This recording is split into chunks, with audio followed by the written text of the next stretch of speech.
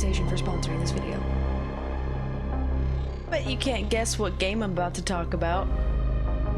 That doesn't say the name. Yeah, it's in the title and the thumbnail, but you guys can't read. So. Yes! Momo! I got to play Saros.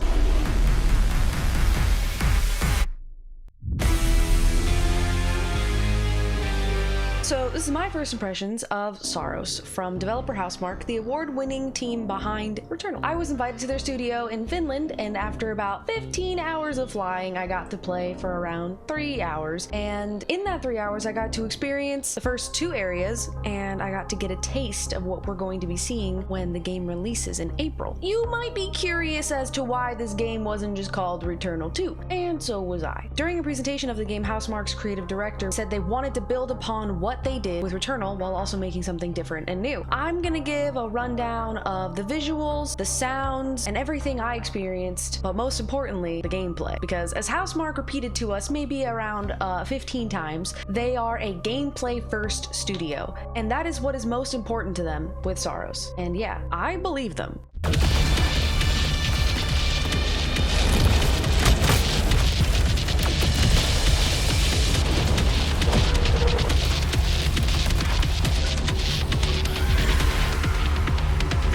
So you play as Arjun, a Solteri enforcer, basically a space detective. He is played by my GOAT, Raul Coley. Interestingly enough, they mentioned that the art team actually had Raul Coley as their concept design for the character before they even ever met him or cast him in the role. Incredibly based. The developer said they wanted the story to be there for people who wanted to experience it, but kind of avoidable if you wanted to just get back to shooting. I'm not sure if that's a good thing, but I would say it shows. Most of the lore is delivered to you via audio logs or diaries. There was a Focus M moment, if you know, you know. Arjun is part of some space corpo group sent to get info from this alien planet. Basically a way more competent like Weyland-Yutani mission, except instead of an alien hunting them down, it's the planet Carcosa.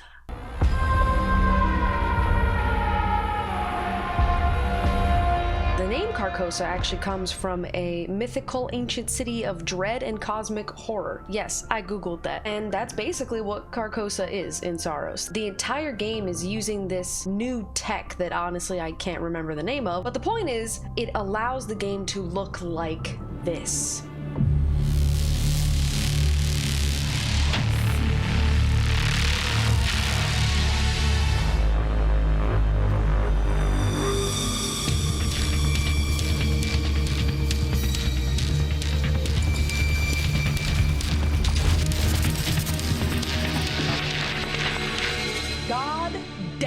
Housemarque did not hold back on the visual department for Saros. This game looks absolutely insane. And yes, it's a AAA Sony game, so that's kind of like expected, but still. So while Arjun is out looking for his lost team members, he rolls up on this kind of disgusting looking contraption with a bunch of hands sticking out of it, and of course thinks, I surely should just stick my hand inside of this, right? So yeah, he ends up doing that. Great idea. And that ends up conjuring an event called the Eclipse, which is a central part of not only the narrative, but the gameplay as well. An eclipse appears in the sky, and the planet gets bathed in sunlight, shifting from this foggy, gothic gray to bright reds and yellows and sun. Just lots of sun. Glorious. I feel like I'm going to be thinking about how Saros looks and also how it sounds for a long time. I'm going to be referencing this being like, yo, you remember those alien sounds from Saros? Dude, you remember the eclipse from Saros? Oh!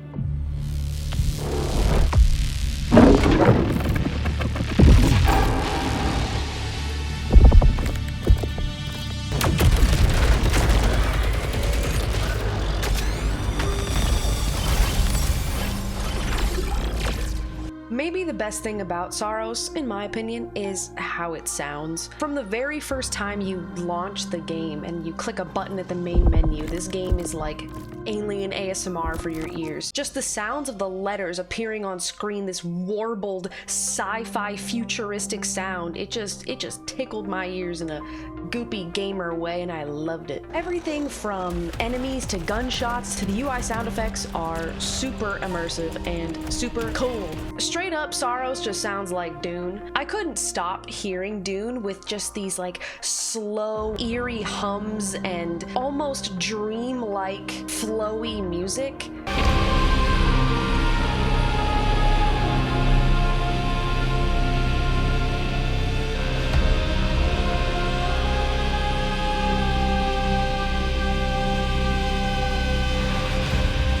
It is super immersive, and it's one of my favorite parts of the game that I experienced, and I can't wait to hear the rest of this soundtrack in its entirety when the game releases. Now for the part that Housemarque told me matters the most to them, the gameplay.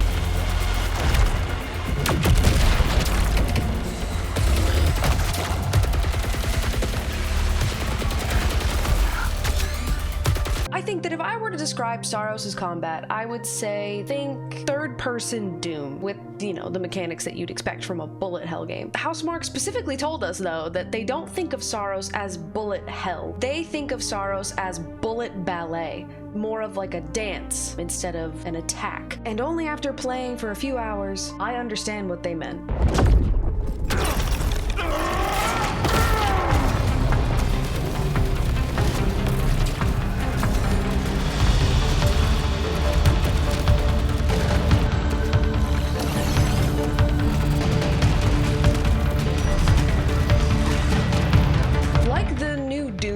Saros gives you a bunch of tools and abilities all being utilized together to allow you to perform this dance of death. And I use the word dance deliberately and not just because it sounds cool. I think because it's, you know, bullet ballet dance, huh? You are not simply dodging projectiles while shooting, you are dodging projectiles, then dashing away from an enemy while keeping your crosshair on them and firing, and then jumping over another attack from another enemy into a melee to break their shield. And you also then use your shield to absorb projectiles from those enemies to fill your power meter, which then allows you to use your power to deal massive damage and cleanse corruption from yourself at the same time, which you have built up by failing to dodge all those yellow projectiles while you did all of that stuff. Yeah, it sounds complicated, but the game slowly teaches your brain how to use all of these weapons and abilities in tandem until you aren't even thinking about it anymore. Every run, you aren't just getting stronger in upgrades, but also getting better at performing this dance. And that feels super rewarding to say, I beat that boss because I got good. Saros is a roguelike, so like most other roguelikes, you'll start a run with basically nothing, collecting upgrades as you go and getting stronger and stronger until either you complete the run or you die and you start all over again. Saros introduces a new passive skill tree that allows you to upgrade Arjun after each run at this robot primary. Your report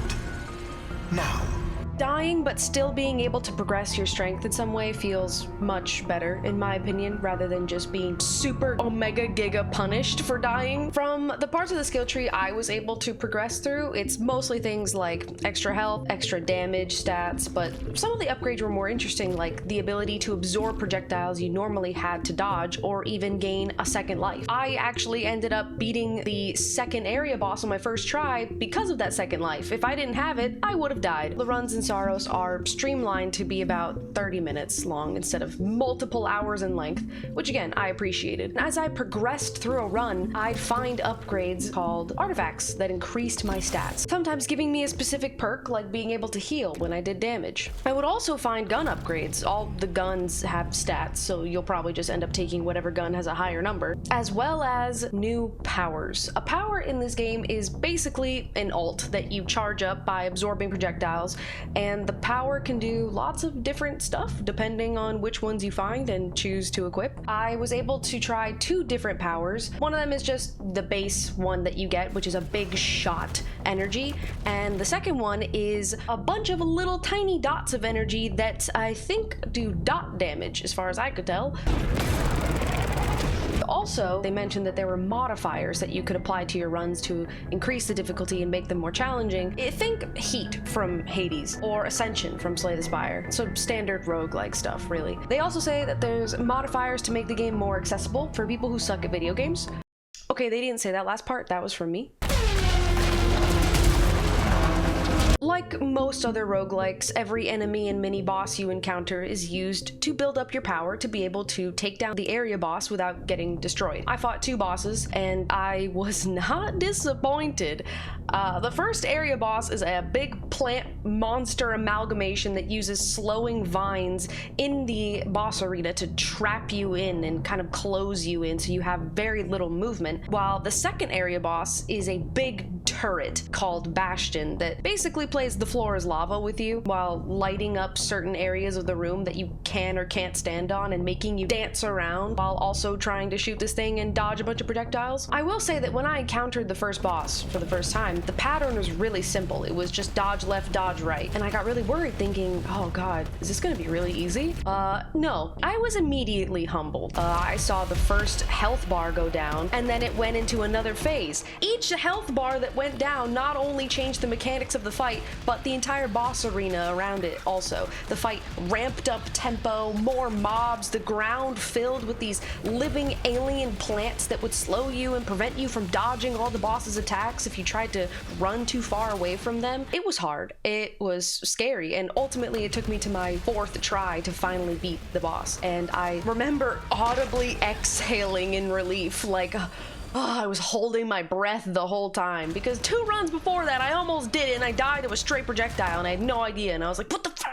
But that sense of relief accompanied by my heart rate reaching 180 BPM, the feeling of like, I got good, you know, that I've felt before in rare games like Dark Souls. But Saros doesn't have you dodging at the right time and hitting when you get a chance. Saros is an intensity much greater. You are constantly shooting while you are dodging, while you are weaving in other attacks. You know those movies where a kid is like playing a game in the background or whatever and fighting for their lives and like being super dramatic on the controller, and you're always like, games aren't like that. That's so dumb. He looks so silly. This game is like that. So all in all, I am personally looking forward to playing Saros when it comes out, and I'll be streaming it live on April 30th. Thanks for watching. Thanks for listening to me yap. This is my first time doing one of these first impressions videos, so if you like it, let me know in the comments, I guess, and I'll definitely try to do more of these. Okay, bye!